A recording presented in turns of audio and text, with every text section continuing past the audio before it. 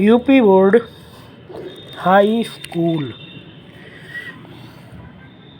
UP board high school की हिंदी विषय के पद्य भाग हिंदी काव्य की सरल व्याख्या इस वीडियो में प्रस्तुत की जाएगी। आप सभी लोगों को मेरा चैनल सब्सक्राइब और शेयर कर लेना चाहिए। सबसे पहले सूरदास के पद हैं। सूरदास के विषय में जान लेते हैं।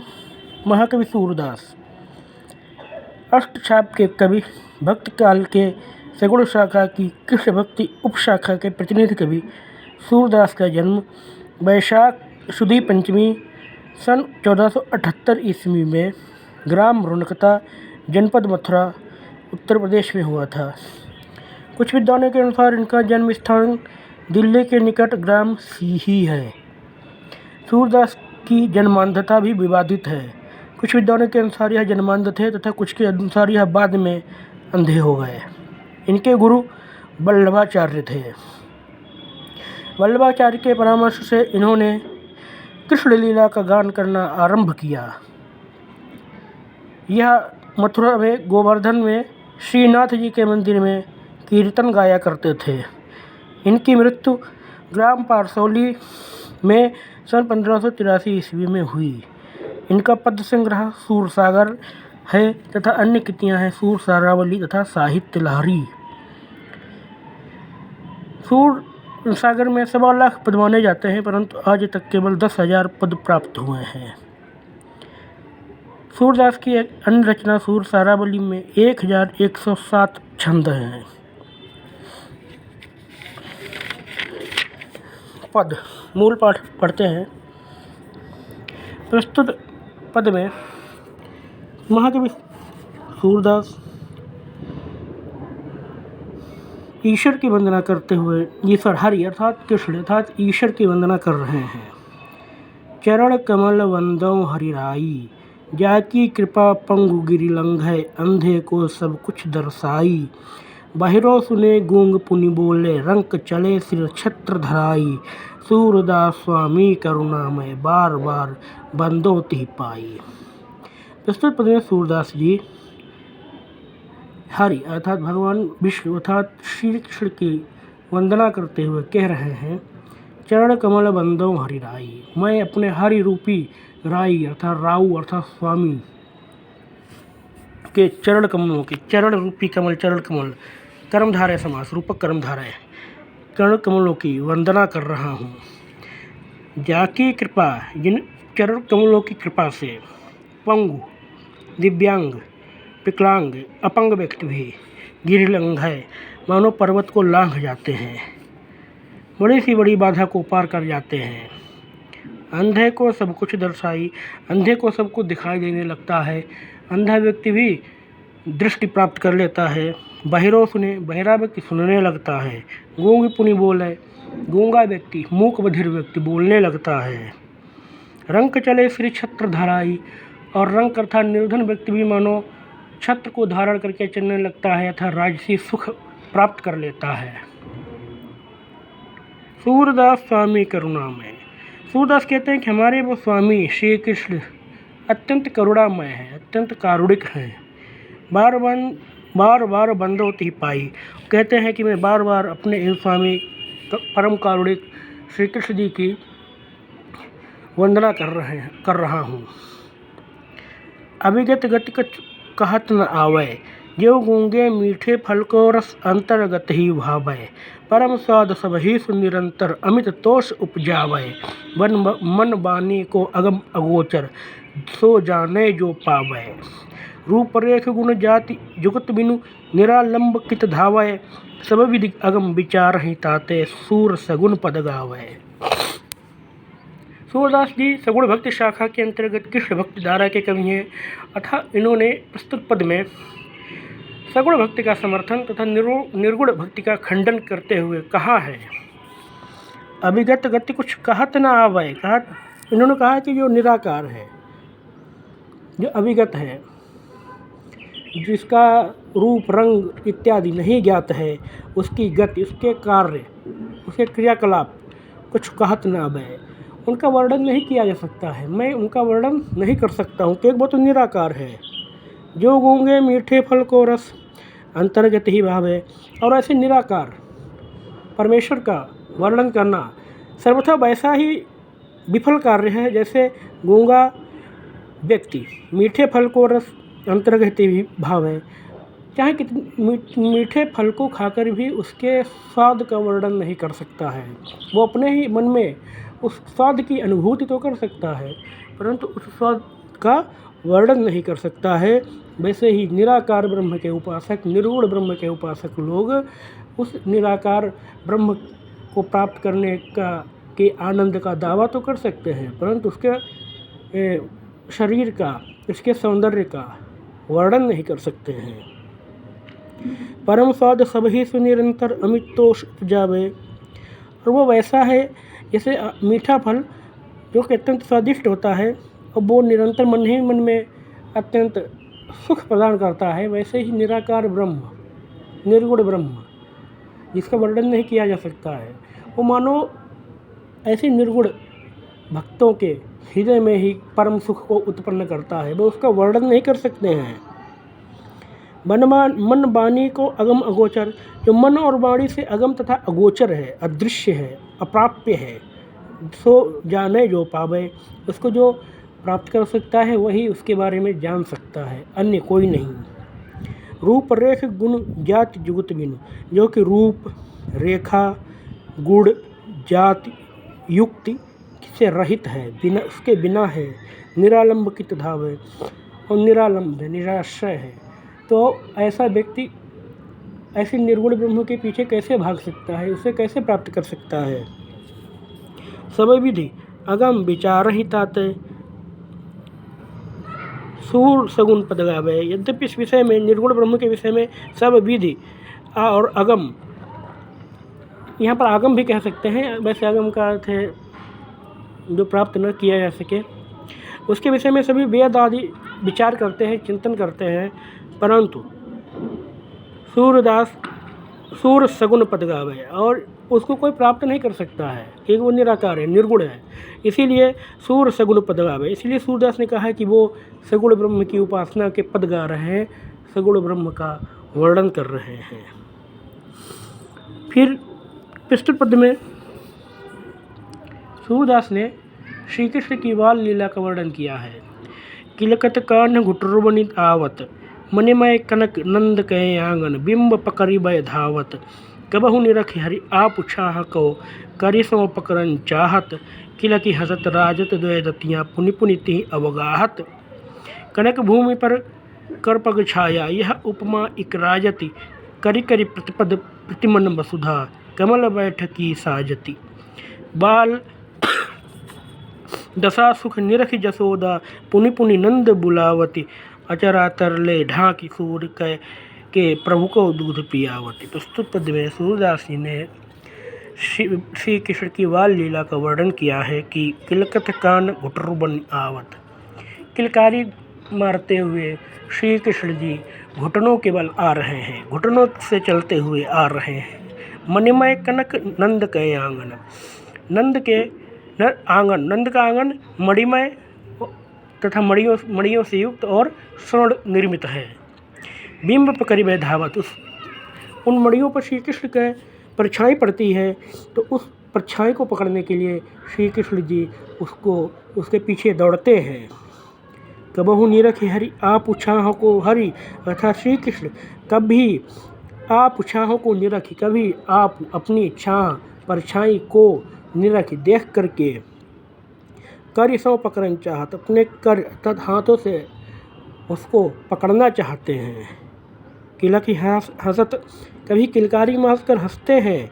राजत द्वैदतियाँ, इससे उनके जो दो दांत उगे हुए हैं वो अत्यंत सुशोभित होते हैं, अच्छे लगते हैं। पुनि पुनि तिहि अवगाहत, और वे बार बार अपने दोनों हाथों से उन दोनों दांतों को ढक लेते हैं।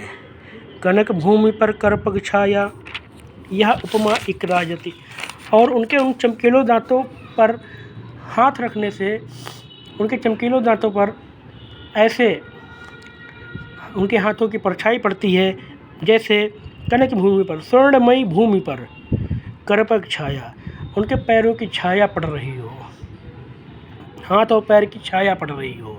कर पग, कर अर्थात हाथ, पग अर्थात पैर, उनकी छाया पड़ रही हो, हाथ और पैर की छाया। करी करी प्रतिपद प्रतिमन वसुधा, यह कमल बैठकी साजती, और वो उनके हाथ में कमल का चिन्ह है। जब वो मणियों की फर्श पर अपने हाथों को रखकर चलते हैं तो उनके हाथ में निर्मित कमल मणियों में प्रतिबिंबित होता है। तो ऐसा प्रतीत होता है कि करी करी प्रतिपद प्रतिमन वसुधा कमल बैठकी साजती, कि उन्होंने अपने हाथों से, उनके हाथों से प्रत्येक पग पर पृथ्वी कमलों से युक्त हो गई है, कमलों से सुशोभित हो गई है। बाल दशा सुख निरख यशोदा, और यशोदा जी श्री कृष्ण की इस बाल लीला को देख करके अत्यंत प्रसन्न हो करके पुनि पुनि नंद बुलावती, पुनः पुनः नंद को बुलाती हैं कि वो आकर भी कृष्ण की बाल लीला को देख लें। अचरा तरले ढांक सूर के प्रभु को दूध पियावती, और यशोदा जी अत्यंत वात्सल्य पूर्ण होकर के कृष्ण को अपनी गोद में लेकर के आंचल से ढक के पुनः पुनः उनको दूध पिलाती हैं। अब श्री कृष्ण जी का जो आगे वर्णन है उसमें श्री कृष्ण जी थोड़े बड़े हो गए हैं। उनके मित्र गाय चराने के लिए जाते हैं। जब वो देखते हैं कि उनके मित्र गाय चराने जाते हैं, दिन भर खेलते कूदते हैं, तो उनकी भी इच्छा होती है कि वो भी अपने मित्रों के साथ गाय चराने जाएं, खेले कूदें। इसलिए वो अपनी माता से आग्रह कर रहे हैं, मैं अपनी सब गाय चराई हूँ। उन्होंने कहा अपनी माता से कि मैं अपनी सब गाय चराई हूँ, मैं अपनी सभी गाय चराऊँगा। प्रातः होत बल के संग जय हूँ, प्रातः होते ही बल यानी बलराम के संग जय हूँ, प्रातः होते ही बलराम के साथ जाऊँगा। तेरे कहे न रहे हो, और हे माता मैं तुम्हारे कहने पर भी नहीं रुकूँगा। ग्वाल बाल गायन के भीतर न कहूँ डर नहीं लागत। उन्होंने कहा कि ग्वाल बाल और गायों के भीतर यानी उनके झुंड के अंदर उनसे घिरे होने पर न कहूँ डर नहीं लागत, जरा भी भय नहीं लगता है, थोड़ा सा भी भय नहीं लगता है। आज न सोमो नंद दुहाई, जब यशोदा जी ने उनसे कहा कि अब इस समय सो जाओ, रात हो गई है, कल चले जाना, तब वो कहते हैं आज न सोमो। उन्होंने कहा कि मैं आज नहीं सोऊंगा, नंद दुहाई, मुझे नंद बाबा की कसम है कि मैं आज नहीं सोऊंगा, मैं रैन रहूँगा जागत, और रैन यानी रात, और पूरी रात जागता रहूँगा। और ग्वाल सब गाय चराई हैं, और सब अन्य सब ग्वाल वाल तो गाय चराएंगे, मैं घर बैठे रही हूँ, और क्या केवल मैं घर में बैठा रहूँगा। सूर श्याम तुम सोई रहो, माता यशोदा कहती हैं कि हे श्याम सुंदर सोई रहो, अब तुम सो जाओ, प्रात जान में दय हो, और प्रातःकाल मैं तुमको गाय चराने के लिए जाने दूंगी। अब श्री कृष्ण जी अपने माता से हट करके गाय चराने चले गए, लेकिन अब गाय चराने में उनको क्या समस्या आ रही है, इसका वर्णन प्रस्तुत पद में किया जा रहा है। माया होन चरही हो गाय। पहले श्री कृष्ण जी गाय चराने के लिए बड़े उत्सुक थे, बड़े लालायित थे, लेकिन जब गाय चराने गए तो गाय चराने से उनको जो कष्ट हुआ उसका वर्णन किया जा रहा है। मैया होन चरही हो गाय। कृष्ण जी ने अपनी माता यशोदा से कहा कि हे मैया यशोदा, मैं अब गाय नहीं चराऊँगा। सिगरे ग्वाल घिरावत मोसो, सभी सिगरे यानी सभी ग्वाल वाल गायों को मुझसे ही घिरवाते हैं, मुझसे ही इकट्ठा करवाते हैं, मेरे पाँव पिनाए। इसके कारण से मेरे पैरों में दर्द हो रहा है, मेरे पैरों में पीड़ा हो रही है। जौन प्रत्याय पूछ बलिदावही अपनी सौं दिवाई। और उन्होंने कहा कि जब मैं मना कर देता हूँ, नहीं जाना चाहता हूँ, तो बलदाऊ जी अपनी कसम दे करके मुझको भेजते हैं। यहाँ सुनी माई यशोदा ग्वालिन गारी देती रसाई। और यह सुन करके माता यशोदा रिसाई अर्थात कुपित होकर के ग्वालिन सभी ग्वाल वालों को गाली देती हैं अर्थात उन्हें बुरा भला कहती हैं। मैं पठवती अपने लड़का को आपे मन बहराई, वो कहती है कि मैं तो अपने लड़का यानी अपने पुत्र कृष्ण जी को केवल उनके मनोरंजन के लिए भेजती हूँ। सूर्यश्याम में अति बालक मारत राही रिंगाई, कहा कि मेरा ये श्याम सुंदर तो एक छोटा बालक है और ये ग्वाल बाल उसके दौड़ा दौड़ा के मार डालते हैं।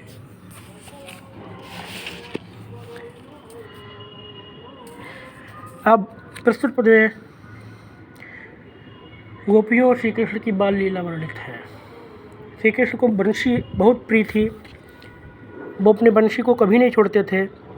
गोपिकाएं श्री कृष्ण के साथ खेलना चाहती थीं, क्रीड़ा करना चाहती थी, परंतु श्री कृष्ण जी की बंशी उसमें बाधक थी। तब वो सभी गोपियां बंशी को चोरी करने की योजना बनाती हैं। सखी री मुरली लीजय चोरी, एक सखी दूसरी सखी से कहती है कि मुरली लीजय चोरी, मुरली चुरा लो, कृष्ण की मुरली यानी बंशी को चोरी कर लो। जिन गोपाल कीन ने अपने बस, जिस मुरली ने गोपाल यानी कृष्ण को अपने वश में कर रखा है, प्रीति सबन की तोड़ी, और हम सभी के प्रेम को तोड़ दिया है, भंग कर दिया है। छिन एक घर भीतर निस बासर धरत न कबहू छोरी, और वह श्री कृष्ण जी घर भीतर निस बासर यानी दिन रात कभी भी छिन एक भी क्षण उसको अपने से हटाकर छोड़ करके नहीं रखते हैं। कबहू अधरनी कट कबहू खोसत जोरी, वो कभी उसको हाथ में लेते हैं, कबहू अधरनी कभी ओठों पर रखते हैं, कट कबहू खोसत जोरी, और कभी अपने कमर में उसे लगा लेते हैं। ना जानो कुछ मोहिनी राखे अंग अंग भोरी, और वो गोपियाँ कहती हैं कि पता नहीं कौन सी ऐसी मोहिनी है जिसने श्री कृष्ण के प्रत्येक अंग पर मानो जादू कर रखा है। सूरदास प्रभु को मन सजनी बंध्यो रग की डोर, और उन्होंने कहा कि पता नहीं ये कौन मुरली रूपी उनकी प्रेयसी है जिसने अपने प्रेम रूपी डोरी से श्री कृष्ण के मन को बांध रखा है। अब प्रस्तुत पद में उस समय का वर्णन है जब श्री कृष्ण जी मथुरा को छोड़ करके, वृंदावन गोकुल को छोड़ करके द्वारिका चले गए हैं। द्वारिका में जाकर के उन्होंने उद्धव को अपना दूत बनाया है। उद्धव वेदांती थे, उनके वेदांत के ज्ञान का खंडन करने के लिए तथा प्रेम मार्ग की शिक्षा देने के लिए, भक्ति की शिक्षा देने के लिए श्री कृष्ण ने उद्धव को गोकुल भेजने का विचार किया और उनसे कहा, ऊधो मोहि ब्रज विसरत नाही, हे उद्धव मुझे ब्रज भुलाए नहीं भूलता है।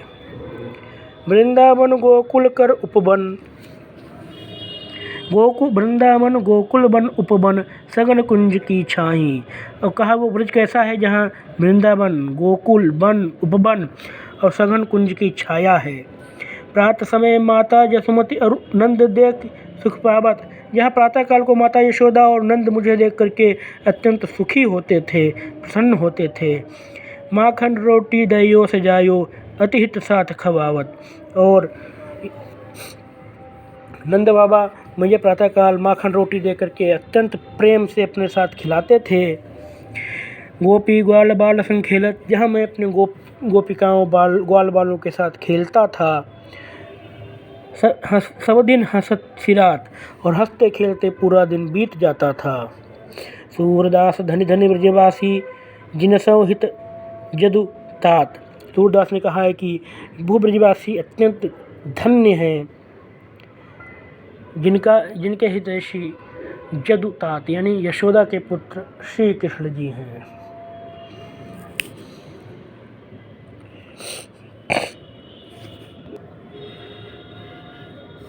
फिर आगे का पद्य है जिसमें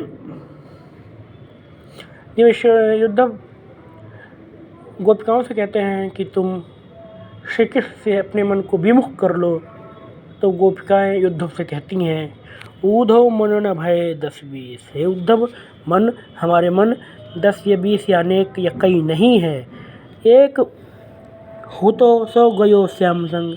हमारा तो एक ही मन था, एक ही हृदय था, जो अब श्याम के साथ, कृष्ण के साथ चला गया है। को अपराध है ईश, अब हम ईश्वर की, इस निराकार ईश्वर की जिसका तुम उपदेश दे रहे हो, उसकी आराधना कैसे कर सकते हैं। इंद्रिय शिथिल भई केशव बिन, केशव के बिना, कृष्ण के बिना हमारी इंद्रियां, हमारा शरीर शिथिल हो गया है, निष्क्रिय हो गया है। ज्यों देही बिनु शीस, जैसे शीस के बिना, सिर के बिना देह निष्प्राण हो जाती है, शरीर निर्जीव हो जाता है, वैसे ही मानो कृष्ण के बिना हमारी इंद्रियां, हमारा शरीर निष्प्राण हो गया है। आशा लागी रहति तनु सासा, जीव ही कोटि बरीस। और आशा लागी रहति तनु सासा, और जब तक शरीर में श्वास है तब तक आशा बनी रहती है। सकल जीव ही कोटि बरीस, चाहे करोड़ों वर्ष तक जिए, कोटि यानी करोड़ों यानी अनेक वर्षों तक जिए, लेकिन जब तक शरीर में प्राण रहते हैं, श्वास रहती है, तब तक ये आशा बनी रहती है कि मेरा उद्देश्य पूर्ण होगा, चाहे इसके लिए कितना जीना पड़े।